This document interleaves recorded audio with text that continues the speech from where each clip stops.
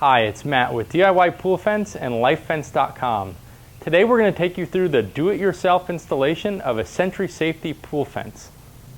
First, LifeFence and DIYPoolFence.com is your complete DIY pool fence installation source. We provide you with a hammer drill, a drill bit, and a drill guide to make this go very smoothly. In addition to this, we have 7-day-a-week support for you to call on. Second, we sell pool fencing by the foot. For a DIYer, this is a great deal. Everybody else sells it by the section. This installation, for example, only requires 26 feet of fence. If you're buying it from anybody else, you're going to be buying 36 feet of fence, leaving 10 feet to waste. That could be up to $100 that you're just going to sit in your garage and never use again. Third, we've been in business since 2002 and have been the leading source for pool fence online ever since. Sentry Safety Pool Fence offers a lifetime warranty on their product, and that's the product that we sell. However, you can process any kind of warranty claims through us. The same company you called to buy the pool fence, the same company you called for weekend tech support, you'll be calling us if you ever have any issues, and we'll take care of you. Before we get started on the job, I'm going to take you through the tools that you're going to need. First, I'm going to take you through the tools of installation. We rent these tools to the DIY customer. We ship them to your house and give you a prepaid return label for bringing them back to us. Included is a hammer drill. Most people have drills at their house, but they don't have hammer drills. Hammer drills both rotate and pulse up and down. It's necessary for drilling into concrete. If you were going to rent this at a hardware store, this would be about a $45 rental for an hour and a half. Second, we give you a drill bit. This drill bit is a 5/8 inch masonry drill bit that's 18 inches in length. This drill bit is not rentable at the store. You'd have to buy one. At the store, this is about a $40 drill bit. Lastly is a tool you can't find anyplace else. This is a drill alignment tool. You feed the drill bit through here, you level it with your pool deck surface, and then you set it at the angle you wish to drill your hole. This will hold your drill bit at the right angle and make your pool fence look like it was installed by a pro. If you're going to modify any pool fence sections or install a self-closing self-latching gate, it's handy to have a cordless drill, a Phillips head drill bit, a 1/4 inch drill bit, this would be for the gate part only, and a knife to cut the mesh if you're modifying a pool fence section. For all installations, it's handy to have a pair of pliers. This is helpful for installing the hook and eyes. For all installations, you should have something to mark your holes before you drill. For a self-closing self-latching gate installation, you'll need a crescent wrench and also a hammer. For all installations, you're going to need an extension cord. For the self-closing, self-latching gate, we suggest anchoring the gate trusses. You're going to need 1/4 inch by 2 1/4 inch wedge anchors and a 1/4 inch concrete drill bit. If you're going to use our drill, you're going to want to get an SDS drill bit. And lastly, for our installation, because we're not making a full circle, we're going to be going into a stucco building on both sides with hook and eyes. We got these anchors for the walls. For double checking that you're using the right holes on the template, or if you're installing the pool fence self-closing self-latching gate, you will need a tape measure. Each one of our sections of pool fence comes with a template on the side of the box. This template is for hole spacing. There's 2 holes that are 36 inches apart, and there's 2 holes that are 2.5 inches apart. The 2.5 inches is for where 2 sections meet. The 36 inches is for pole to pole on a section. Please note if you have 5 foot tall, it's actually 30 inches, but we're doing 4 foot tall today. Before you cut the template off the box, be sure to remove your pool fence from the box. First thing you're going to want to do is mark the holes for your pool fence. You want to start by locating where you want to enter and exit your pool zone. We suggest that you do this with a self-closing self-latching gate. The reason we suggest this very strongly is you will know your pool zone is always secured. If you move a pool fence section out of the way to enter, you have to rely on whoever moved it to put it back.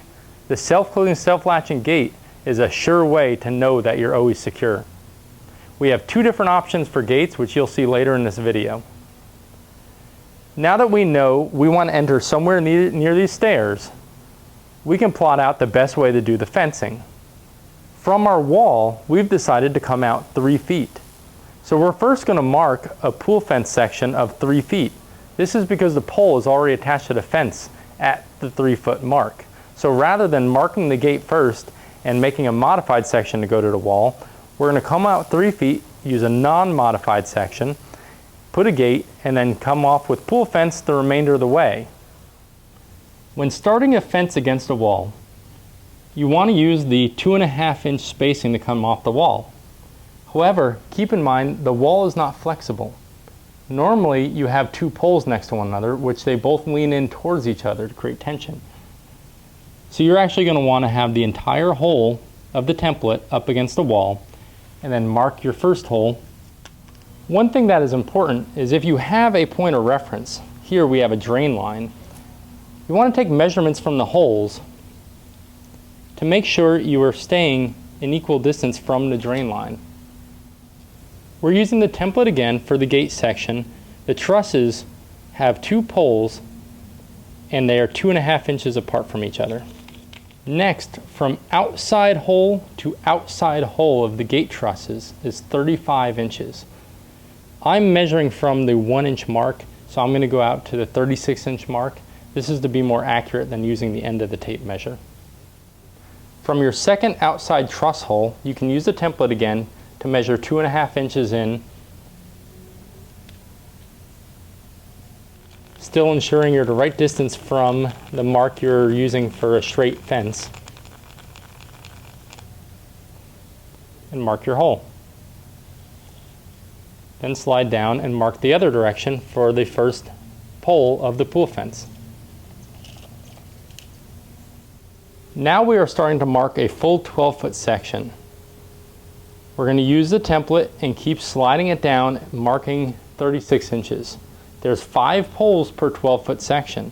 So you have an end pole, then 3 poles that are 36 inches spaced apart, and then a last pole to end the 12-foot section.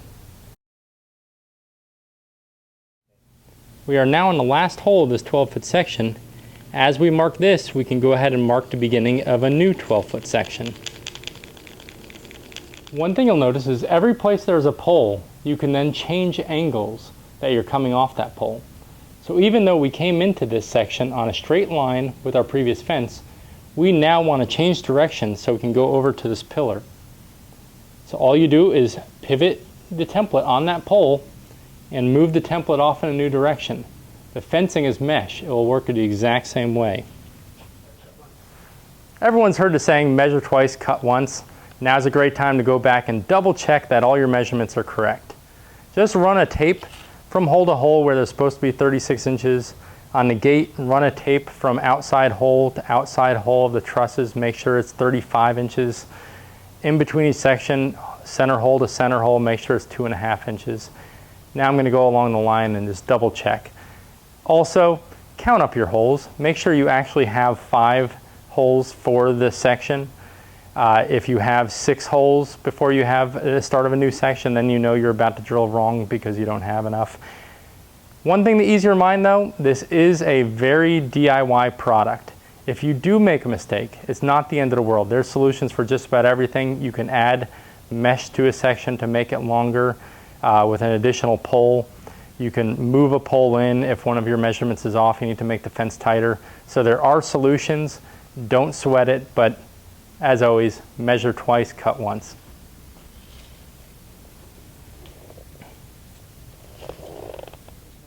One very unique feature about our tool is the fact that you don't have to remove the drill bit to change angles. The drill bit has to feed up from the bottom. So once you have the drill attached to the top of the drill bit, you don't want to have to detach the drill to take the drill bit out the bottom of this in order to change your angles. To use the drill alignment tool, you first set it above the hole that you're about to drill. You can use your drill bit to find the center of the hole. Secondly, you use these bolts to level the base. You want the bubble to be in the center of the level.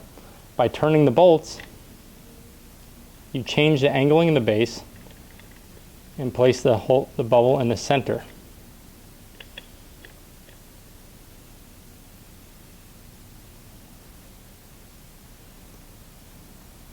Third, you pick the angle you're going to be drilling at.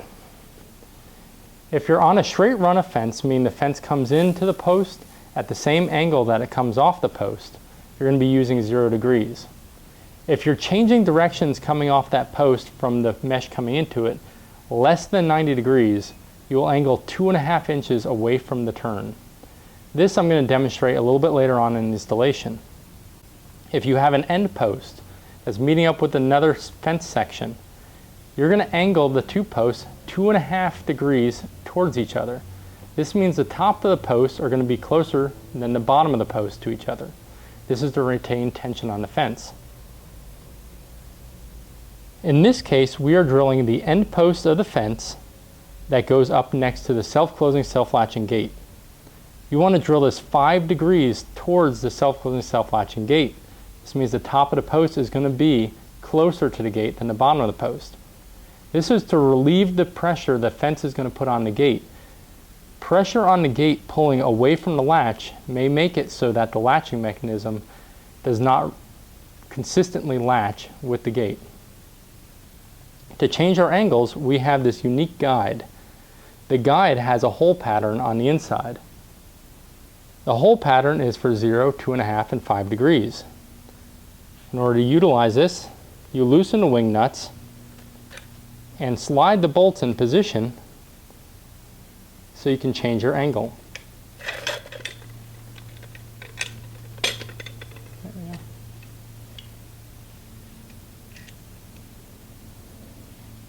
Once you have the position you want, tighten the wing nuts back down.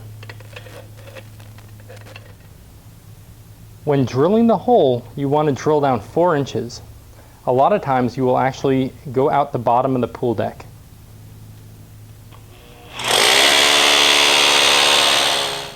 As I drill each hole, I insert a sleeve. Then to the next hole that I have marked, I double check my measurement before drilling. Here I'm going to drill actually towards the outside of that hole. As you go down the line, you can carry this adjustment on.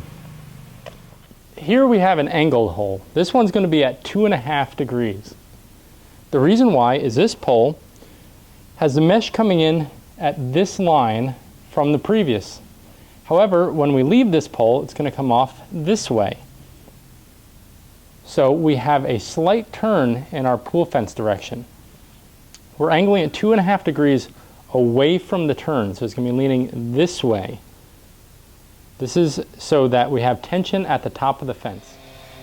Now that we have our holes drilled, you just insert the fence.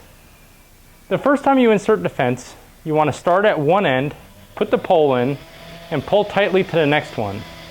You may need to get down low on the pole on the very first time you put it in. The mesh is not going to be as flexible as over time. The poles should have the screws facing the outside from the pool area. That way it is one smooth surface facing away from the pool. If you notice slack at the top when you're putting the posts in, that's normal. Once you hook the hook and eyes together, the slack at the top will go away so it's nice and taut just like it is at the bottom. To install the hook and eyes, on whatever pole you're going to be using as an end post, you're going to remove the second to top screw and replace it with either the hook or the eye.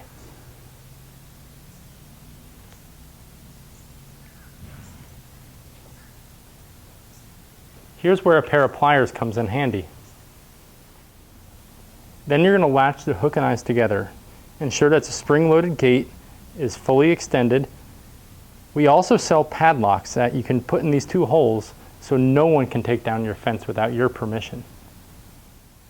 Here we're going to install a hook and eye into the stucco feature so we can tighten up the end of this fence and latch it to something secure.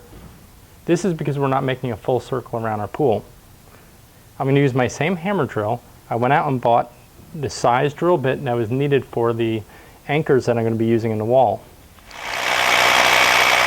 After drilling the hole, we're going to insert an anchor into the wall. If you can't push it in, a hammer can always be used. And then screw the eyelet into the anchor. Once that's in place, I can latch the hook and eye. What you're going to notice with your gate trusses is you're going to have two different patterns on it. One has a C-shaped pattern and then another bar at the bottom. The other has two square bars like at the bottom of the one with the C shape. The C shape is for your latch. The tall part of the C is going to face in towards the center of the gate. The other one is for your hinges. The two evenly spaced pieces are for your top and bottom hinge. We have our fence up. The only parts we haven't hooked in with hook and eyes are the end sections that are going to attach to the gate. We're going to do that as one of our final steps. Let me tell you first about our gates. We have two different style gates. We have one that is a mesh gate that's in a frame with a curved top just like this. The curved top is to help keep from climbing. So that way it is not as easily accessible for hands to use this as a pull-up. Secondly, it adds a little feature to quickly identify to people walking up where is the gate on your fence. If it's a straight top and you have the mesh gate to go with your mesh fence, it's not really recognizable where immediately to go to on the fence to enter. The curved top helps to distinguish that. The reason we have this type of gate is for the most rambunctious of children. If you think about it, the children are very observant. They're going to look to see where you're entering the fence, and that's where they're going to try to focus their efforts on. The rest of the fence, out of curiosity, they may push on it from time to time, but if they truly want to try to get into the pool, they're going to focus their energy on the gate because they've seen you enter the gate. That is why we sell this all welded, all aluminum premium gate for an added peace of mind. On the base of the gate trusses, you're going to notice there's flanges. The flanges are welded on one side and loose on the other. What these flanges are for is leveling the gate trusses after installation. You're going to drill through with a 1/4 inch bit and you're going to use anchors. These are not provided because you don't have to do this step if you're going to be taking this in and out frequently. But if your gate is pretty much going to stay in place, this is a good idea.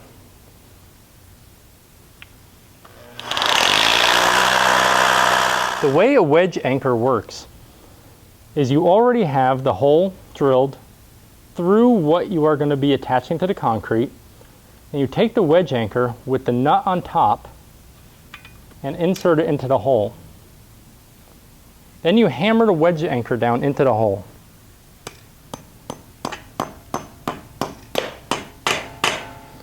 Once hammered into the hole, you use a crescent wrench to tighten the nut, and tightening the nut expands the head.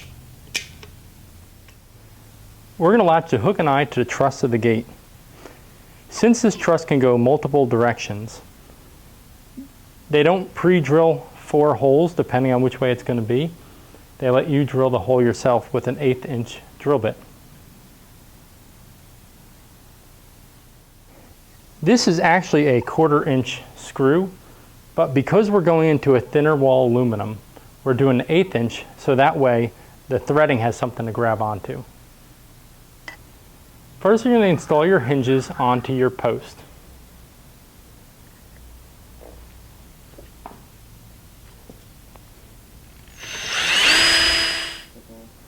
Then install your gate frame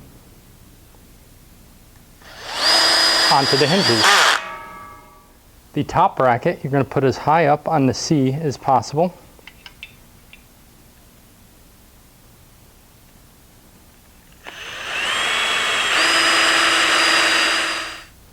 And the bottom bracket will go at the bottom of the C.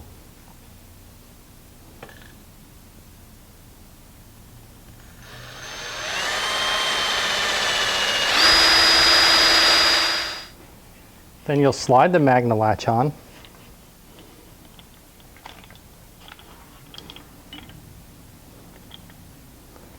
Notice it has height adjustments. You can adjust this height later after you put your latch on your gate. Now that we have our latch aligned, we've tightened the tension on our hinges. The way this works is you pull up on the knob on the top, that will release the magnet. You can then pull your gate open. To test, you should be able to have your gate only an inch from being open, let go, and it should latch every time. You shouldn't have to have it open from a long distance for it to latch. It's as simple as that, and now we have a safe pool zone. Protected by Century Safety pool fencing with a lifetime warranty, an upgraded all welded pool fence gate, latched with a Magnum latch and true close hinges, the industry standard for many years. And in just a few short hours, we're done. We're cleaning up our tools and we're taking our prepaid label and returning our rental tools back to Life Fence or DIY Pool Fence.